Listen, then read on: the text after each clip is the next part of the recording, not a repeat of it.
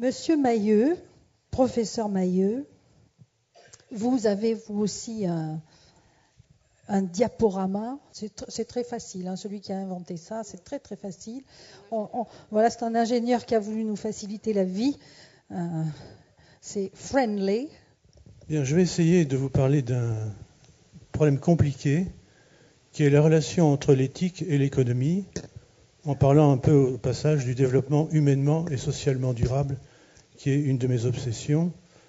J'ai beaucoup travaillé dans le Sud. Ma principale préoccupation, c'était naturellement la formation d'universitaires, la formation de chercheurs.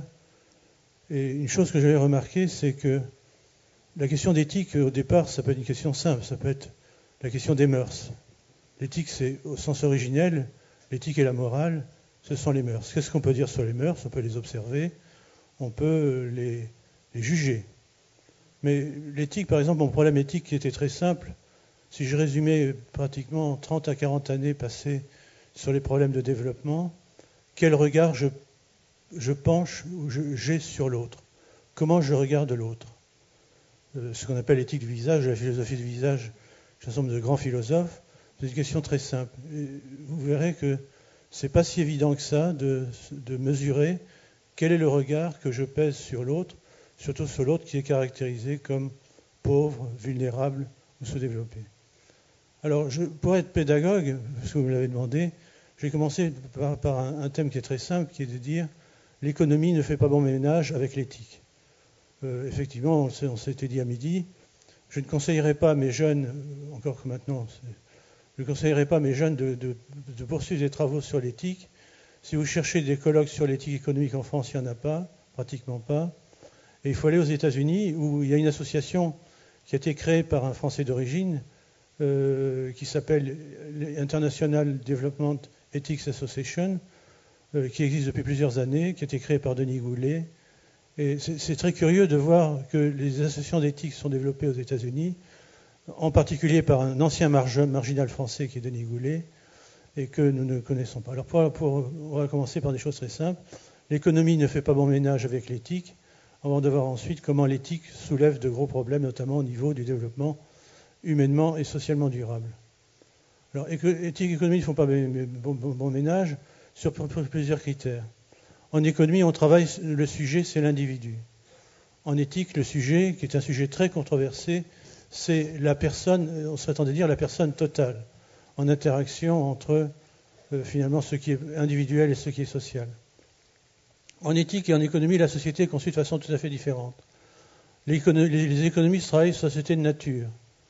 Nous sommes, pour les économies, des individus de l'espèce animale, qu'on appelle les hommes, et ce qui vaut pour les animaux vaut pour les hommes. Par exemple, on va étudier l'altruisme chez les fourmis, et on en tirera des conclusions pour les hommes, etc. L'éthique est au contraire une société, je serais tenté de dire, de droits et d'obligations, et peut-être en insistant un petit peu sur une société où la responsabilité joue un rôle majeur. Ce qui fait la personne, ce qui rend la personne et la différencie de l'individu, c'est surtout, entre autres, la responsabilité. Les hypothèses sur le comportement sont totalement différentes. L'économie est mécanique. Elle est faite de comportements généralisés, de lois. En ce moment, naturellement, ça ne marche plus très bien puisqu'on a des surréactions qui sont tout à fait imprévisibles. Alors que l'éthique repose moins sur la probabilité que sur la plausibilité. Ce qui est plausible, ce qui est incertain. L'incertain radical, par exemple, est une grosse question, et les problèmes de surréaction de la personne. Je continue mon petit cours, excusez-moi. Un problème de méthode. En économie, l'individu est partiel. Par exemple, il est interdit en économie, ça vous choquera, de parler de psychanalyse. Quelqu'un qui veut arrêter sa carrière immédiatement n'a qu'à mettre les mots de Freud ou de Lacan dans ses travaux, il est sûr de faire jamais carrière, etc. En éthique, la personne est totale. Donc vous voyez, on va retirer de l'individu un certain nombre de calculs, comme le calcul entre le ça, le surmoi, etc., parce que ça ne peut pas faire partie de l'économie. En éthique, la personne est totale. Ensuite, on a un problème d'objectif. En économie, on le voit actuellement, c'est une triste leçon des dernières semaines. Ce qui est important, c'est la régulation des agrégats. Régler les agrégats, la dette, le PNB. Vous entendez parler de tout ça, alors qu'en éthique, ce qui est important, c'est le bonheur. la conception du développement durable est totalement différente.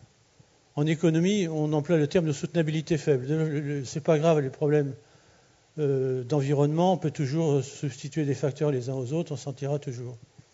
En éthique, ce qui est très important, c'est peut-être ce sur lequel je voudrais insister, c'est, au moins chez certains auteurs, je ne vais pas vous les citer pour ne pas vous casser les pieds, la responsabilité infinie dans le temps et la responsabilité infinie dans l'espace.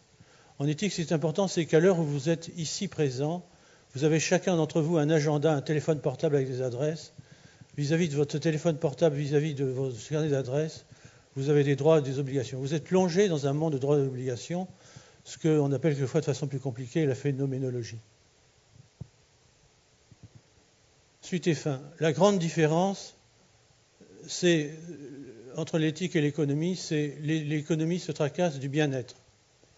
L'éthique se tracasse beaucoup plus de la souffrance. La différence est énorme. Elle a été faite surtout par les anarchistes, par Louise Michel, par exemple, qui oppose le bien-être des bourgeois ventrus, etc., à la souffrance. Et l'un n'est pas le contraire de l'autre. La souffrance, c'est ce qu'on appellerait une obligation première, une obligation. Il faut d'abord réduire la souffrance, et le bien-être vient après. Et ça, c'est une des oppositions les plus fortes qui soient. Et si on prend l'opposition la plus simple encore, c'est de dire qu'est-ce que serait un développement éthique ? C'est un développement où finalement l'homme serait maître de l'économie. L'économie serait faite pour l'homme. On appellerait ça une soutenabilité humaine. Actuellement, nous vivons à l'envers, dans un monde où c'est au contraire l'homme qui est au service de l'économie. La soutenabilité économique l'emporte sur la soutenabilité humaine. Alors, je vais vous embêter maintenant dans une deuxième partie, j'espère que je ne prends pas trop de temps, sur un peu l'éthique positive. L'éthique positive au sens de l'observation.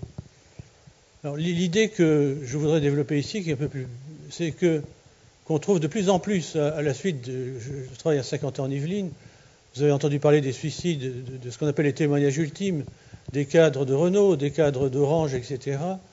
On s'est aperçu depuis très récemment, depuis quelques années, avec notamment Christophe Dejour, que l'économie produit non seulement des marchandises, l'entreprise produit non seulement des marchandises, mais produit de la souffrance. Elle crée des personnes vulnérables.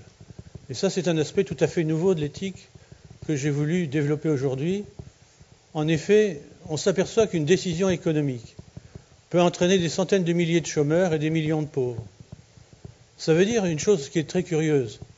On a du suivi du chômage, on a un suivi des travailleurs, on a de la médecine du travail.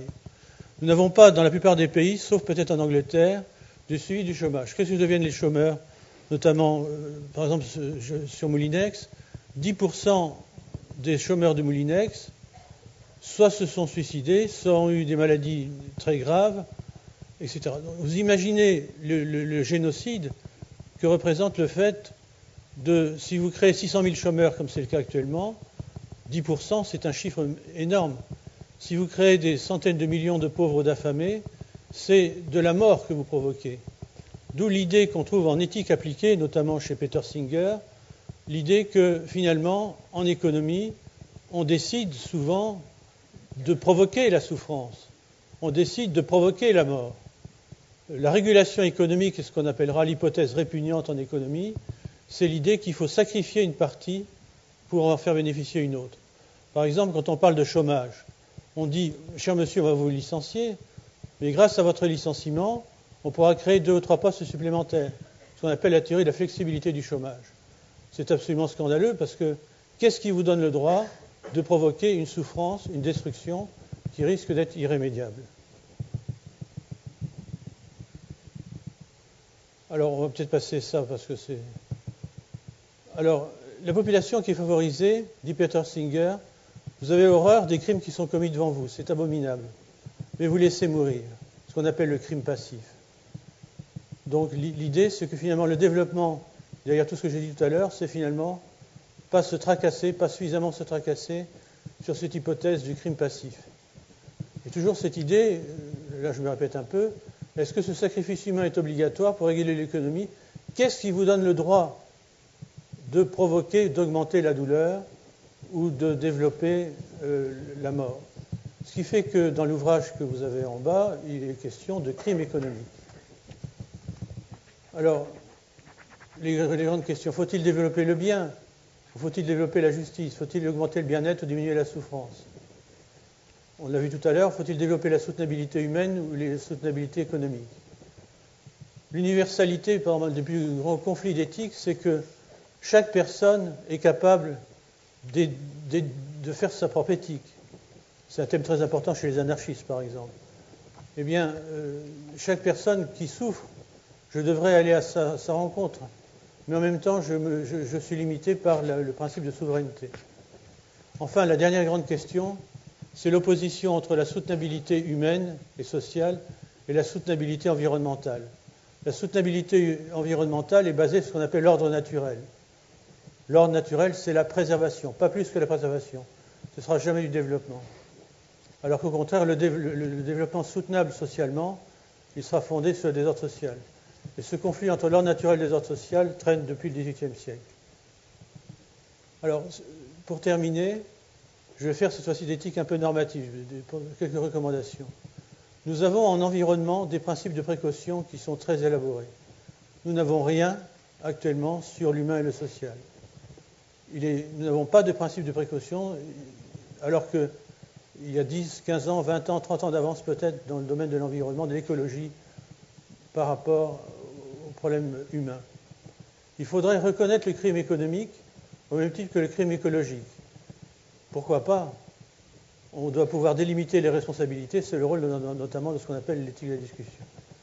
Et je mets ici à retenir, donc l'éthique économique constate les conflits entre les formes de soutenabilité, ce qu'on a vu ensemble. Elle relève dans ce contexte un nouveau thème qui est très important, c'est la vulnérabilité. Avant, on étudiait la pauvreté en couple, maintenant on étudie les itinéraires, comment les gens sont touchés, atteints, détruits, essaient de s'en sortir, retombent. Soit vous pensez que la vulnérabilité est fatale, soit vous espérez qu'il y aura possibilité de résilience. Et donc, naturellement, l'éthique économique, son rôle, c'est reformuler la responsabilité, la délimiter, l'imputer, diraient les philosophes, et croire, agir pour que l'on reconnaisse cette notion de crime économique. Voilà, ça c'était des petites images pour montrer l'hypothèse qu'on évoquait tout à l'heure. Je ne sais pas si on peut revenir en arrière. Voilà. Je vous remercie. Excusez-moi d'avoir été un petit peu... J'espère avoir été pédagogue, ce qui n'est pas facile pour nous. Nous sortons rarement de nos universités et c'est un plaisir pour moi et je vous remercie de parler devant le public d'adultes. Merci.